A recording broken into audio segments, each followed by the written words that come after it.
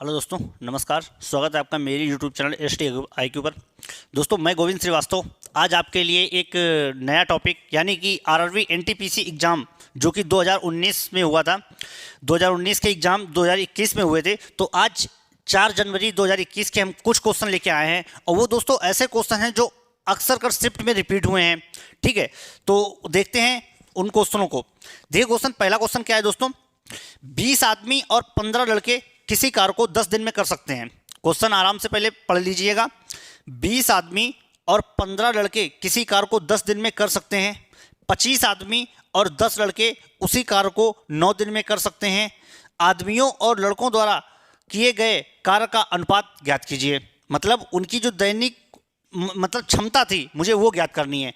तो सबसे पहले तो आपको क्वेश्चन पढ़ना पड़ेगा आराम से, ठीक। इसके बाद आप सवाल को लगाएंगे। देखिए, जैसे बोला है 20 आदमी और 15 लड़के, तो 20 आदमी मैंने लिख लिया 20, क्वेश्चन नंबर 1। 20 मैन प्लस, जब और लगा हो तो मुझे प्लस लगाना है। 20 आदमी और 15 लड़के। 15 लड़के किसी कार्य को 10 दिन में कर सकते हैं। किसी कार्य को 10 दिन में कर सकते हैं। 25 आदमी और 10 लड़के। 25 आदमी और 10 लड़के उसी कार्य को 9 दिन में कर सकते हैं। आदमियों और लड़कों द्वारा किए गए कार्य की क्षमता बतानी है। कैसे सॉल्व करेंगे इस सवाल को। देखिए, सबसे पहले क्या करने की, जो दिन का मुझे इसके अंदर गुणा करना पड़ेगा। कितने हो जाएंगे, 200 m प्लस 15 गुणा 10 में करेंगे 150 लड़के बॉयस बी।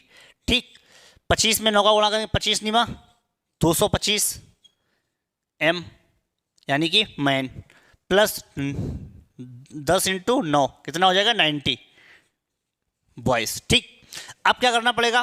देखिए, मैन एक तरफ कर लीजिए, बॉयस एक तरफ कर लीजिए। अब जो बड़ी संख्या है मुझे उसकी तरफ ले जाना है। अब ये 200 है तो इधर हम 225 की तरफ ले गए, तो 225 में जब मैंने 200 घटा दिए तो मेरे पास कितने बचे, 25 m इक्वल टू क्या बचा, 150 में 90 घटाएंगे तो कितने बचेंगे मेरे पास, 60 boys.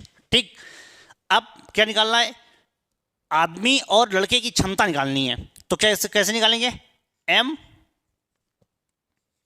Upon v equal to 60/25। ठीक, किससे कटेगा, काट दीजिए। 5 से काटा 12 बार गया, 5 से काटा 25 5 बार गया। तो m अनुपात b, मैन अनुपात बॉयज की एफिशिएंसी कितनी आ गई, 12:5। ठीक है, तो ये आपका क्या हो गया, पहले क्वेश्चन का आंसर हो गया। ऐसे क्वेश्चन दोस्तों अक्सर कर एग्जाम में रिपीट हो जाते हैं। ठीक है, तो आप लोग ये क्वेश्चन लगा लीजिए। इसके बाद हम आपको दूसरा क्वेश्चन कराते हैं इसी प्रकार से। आंसर इसका आ गया 12:5।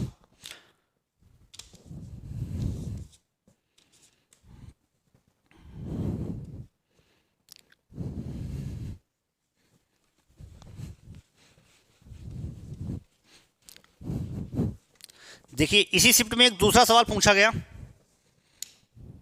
दूसरा सवाल का है दोस्तों, सवाल है 24 आम के पेड़ 56 सेब के पेड़ और 72 संतरे के पेड़ों के पंक्तियों में इस प्रकार लगाया जाना चाहिए ताकि प्रत्येक पंक्ति में केवल एक ही प्रकार के पेड़ समान संख्या में हों। उन पंक्तियों की न्यूनतम संख्या ज्ञात कीजिए जिनमें उपयुक्त पेड़ लगाए जा सकते हैं। तो देखिए, जब भी ऐसे सवाल लगाते हैं कि कोई आपको पेड़ दे दिए गए या कोई आपको आम की टोकरी में उन्होंने दे दिया कि एक टोकरी में इतने आम आने चाहिए तो समान, ऐसे सवाल लगाने से पहले सबसे पहले मुझे क्या करना पड़ेगा, इनकी जो भी संख्याएं होंगी मुझे उनका एससीएम निकालना पड़ेगा। तो इस सवाल में क्या क्या दे रखा है, देखिए 24 आम के पेड़ दिए गए हैं, आप लिख लीजिए जो डाटा दिया गया है। 24 आम के पेड़ दिए गए हैं, आम के पेड़ दिए गए हैं। 56 सेब के पेड़ दिए गए हैं, 56 सेब के पेड़ दिए गए हैं। और आपको 72 संतरे के पेड़ दिए गए हैं, 72 संतरे के पेड़ दिए गए हैं। 72 क्या दिए गए हैं, संतरे के पेड़ दिए गए हैं। और एग्जाम में कभी कभी पूछता है कि एक पंक्ति में कितने आएंगे, मतलब मैक्सिमम अगर हम कितने रखें कि एक पंक्ति में कितने लोग आ जाएंगे। तो देखिए, 24 आम के पेड़, 56 सेब के पेड़, 72 संतरे के पेड़ दिए गए हैं। उसने ये पूछा है कि उन पंक्तियों की न्यूनतम संख्या ज्ञात कीजिए। पंक्तियों की न्यूनतम संख्या ज्ञात कीजिए जिनमें उपयुक्त पेड़ लगाए जा सकते हो, मतलब उनमें उपयुक्त पेड़ लगा सकते हो। अब जब भी हम कभी ऐसा सवाल लगाएंगे, हम सबसे पहले ये देखेंगे इनका एचसीएफ क्या होगा। अब एचसीएफ क्या होता है दोस्तों? एचसीएफ क्या होता है? किसी भी संख्याओं में सबसे हाईएस्ट कॉमन फैक्टर होता है। अब इनमें आप बताइए कि 24, 56 में और 72 में इनमें हाईएस्ट कॉमन फैक्टर क्या निकलेगा। अच्छा, अगर हम इनका एचसीएफ निकालना चाहें तो देखिए कैसे निकालते हैं। एचसीएफ मैंने लिख लिया 24, 56, 72। इनका एचसीएफ देखना कैसे निकाल रहे हैं। 2 से काटा 12, 2 दूनी 4, 2 अट्ठे 16, 36 दूनी 72। ठीक, फिर 2 छंग 12, 2 एक 14, 18, फिर 2 3 6, 2 7 14, 2 9 18। अब देखिए, अब इसके आगे क्यों नहीं काटेंगे? अगर एलसीएम होता तो हम 3 से और काट सकते थे, लेकिन जब तक तीनों संख्याएं, जितनी भी संख्याएं हैं वो कटती नहीं, तो हमारा यही क्या हो जाएगा? एचसीएफ। ठीक, क्योंकि अब अगर हम 3 से काटेंगे 7 नहीं कटेगा, तो हमारा एचसीएफ क्या होता है? मतलब सब में विभाजित होनी चाहिए वो संख्या। ठीक है, तो 2 × 2 × 2 मेरा एचसीएफ कितना आ गया? इसका एचसीएफ आ गया मेरा 8। तो इनका हम सबसे पहले क्या निकालेंगे? एचसीएफ। तो इनका एचसीएफ कितना निकला जो सब में कॉमन होना चाहिए? 2 × 2 × 2 कितना निकला? 8। देखिए, 8 × 24, 8 से 56, 8 ने 72।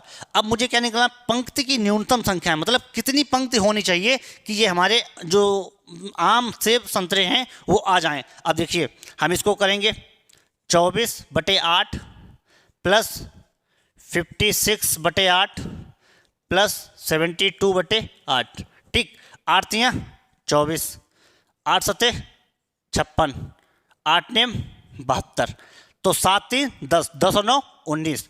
तो कितनी पंक्ति होनी चाहिए? 19 पंक्ति होनी चाहिए। कितनी अधिकतम पंक्ति होनी चाहिए?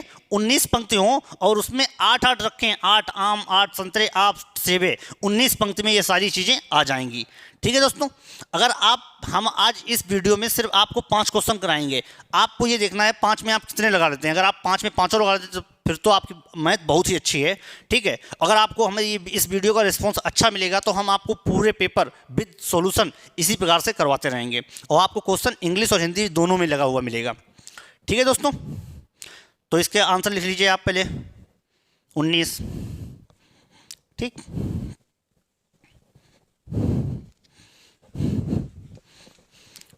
तीसरा क्वेश्चन देखिए। तीसरा क्वेश्चन क्या है? यदि x और y दो ऐसी धनात्मक संख्याएं हैं, यदि x और y दो ऐसी धनात्मक संख्याएं हैं कि √x = 8, √x = 8, जो आपको क्वेश्चन में दिया, सबसे पहले आप उसको लिख लीजिए। क्वेश्चन नंबर 3, यदि x, y धनात्मक संख्याएं हैं। क्या है? धनात्मक संख्याएं हैं, धनात्मक संख्याएं हैं। ठीक, फिर धनात्मक संख्याएं हैं तो √x = इन्होंने दे रखा है √x = 8, और x² + y, x² + y = इन्होंने दे रखा है 4112। √y का मान ज्ञात कीजिए। इन्होंने पूछा क्या है? √y का मान पूछा है। सवाल एक बार दोबारा पढ़ लीजिए। यदि x और y दो धनात्मक संख्याएं हैं कि √x = 8 और x² + y = 4112, तो √y का मान ज्ञात कीजिए। अब देखिए, √y का मान ज्ञात करना है, आपको ये समीकरण दे रखी है, और इसके अलावा आपको √x का मान ज्ञात दिया गया है। सबसे पहले मुझे x का मान निकालना पड़ेगा। x का मान निकालने के लिए सबसे पहले क्या करेंगे? √x का करेंगे वर्ग, √x का वर्ग। x का वर्ग कितना आ गया? x 8 × 64। x का मान कितना हो गया मेरे पास? 64। ये जो x का मान है हम इस समीकरण में रखेंगे, देखना आंसर आ जाएगा। x² + y = 4112।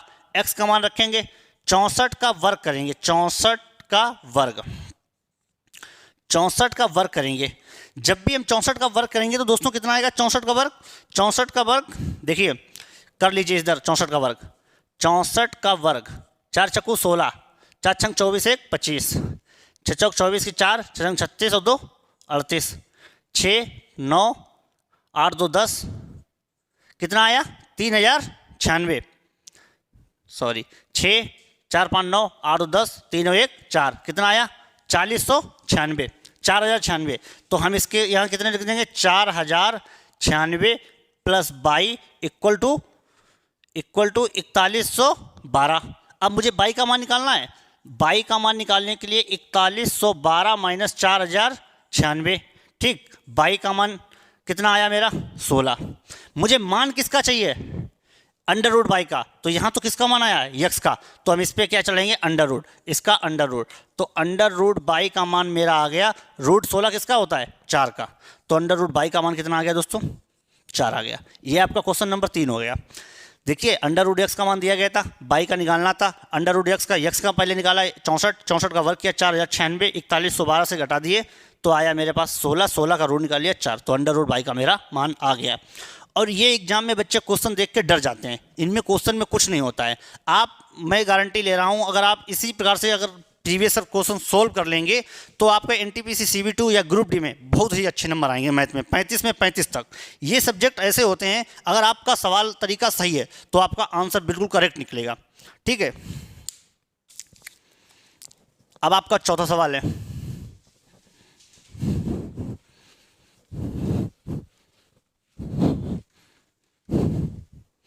देखिए पहले सवाल पढ़ लीजिए। सवाल क्या है, अमर और कोमल की आय का अनुपात 5:4 है। अमर और कोमल की आय का अनुपात 5:4 है और व्यय का अनुपात 2:1 है। व्यय का अनुपात 2:1 है। यदि उनमें से प्रत्येक की प्रतिमाह 6,000 रुपये बचाता है, यदि उनमें से प्रत्येक जो है प्रतिमाह का मतलब प्रति महीने, ठीक, प्रति महीने वो 6,000 रुपये बचाता है, तो अमर की आय ज्ञात कीजिए। ठीक है, अमर की आय ज्ञात कीजिए। अगर किसी को डाउट हो तो आप एनटीपीसी के 4 जनवरी के एग्जाम में ये सवाल देख सकते हैं। ठीक, वही सवाल मिलेंगे आपको। तो सबसे पहले क्या दिया गया है, जो दिया गया है मुझे वो लिखना है। अमर और कोमल की आय का अनुपात दिया गया है, किसका, अमर, और मैंने अमर को ए मान लिया, कोमल को मान लिया मैंने के। अमर और कोमल की आय का अनुपात जो दिया गया है, आय का अनुपात कितना दिया गया है, 5:4। ठीक, और इनके व्यय का अनुपात दिया गया है, ये किस चीज का है, 2:1। ये क्या है, इनका व्यय, क्या है, व्यय। ठीक, अब एक बात बताइए, आप बचत कब निकालते हैं, आपकी इनकम 5,000 रुपये है, आपका खर्चा 4,000 रुपये है, तो आपकी बचत कितनी हुई, 1,000 रुपये।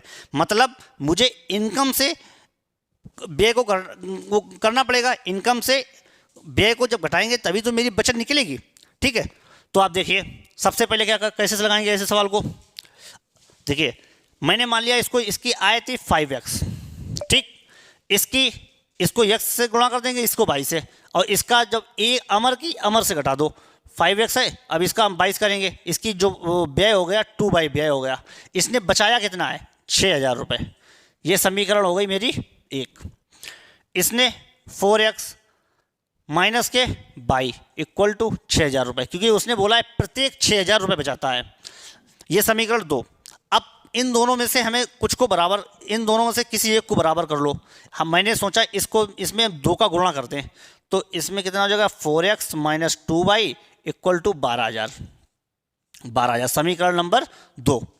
अब समीकरण 2 को 1 से घटाने पर, समीकरण 2 से 1 को घटाने पर लिखिए, समीकरण 2 से 1 को घटाने पर अब देखिए समीकरण इससे मुझे घटाना है, तो 8x से 5x चले जाएंगे, पहले हम लिख लीजिए 8x माइनस के 2y इक्वल टू 12,000। ठीक, 5x माइनस के 2y इक्वल टू 6,000। देखिए घटाते कैसे हैं, माइनस का चिन्ह, माइनस माइनस प्लस हो जाएगा, माइनस। अब 8x से 5x चले, कितने बचे मेरे पास, 3x। 2y से ये कट गए, प्लस के 2y माइनस के 2y, मेरे पास 12,000 से 6,000 चले, कितने बचे, 6,000। 3 से काट दिया तो x बराबर कितना आ गया, 2,000। x बराबर कितना आ गया, x बराबर 2,000। ये हमारा क्या निकला, x क्या था, हमने x को इससे मल्टीप्लाई किया था। ठीक, तो जब मेरा x ये निकला, अगर मुझे बाई का मान निकालना, वो मेरा व्यय निकलता जाके। मुझे आय पूछी गई थी, अमर की आय पूछी गई, अमर की आय है कितनी, 5 है, अमर की आय कितनी है, 5x है, तो x का गुणा कितना निकला, तो 5 × 2,000, तो कितने हो गए, 10,000 रुपये। ये किसकी आय हो गई, अमर की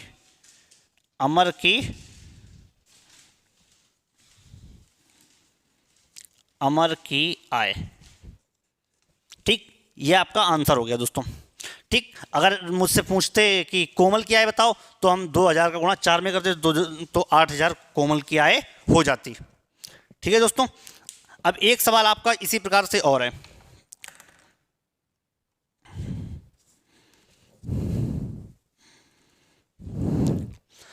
अगर आपको ये हमारी वीडियो अगर पसंद आ रही हो तो आप हमारे चैनल को सब्सक्राइब कीजिए। एंड अगर आप अच्छी मेरी वीडियो पे रिस्पॉन्स देंगे तो हम इसी प्रकार से और वीडियो लाएंगे। Thank you.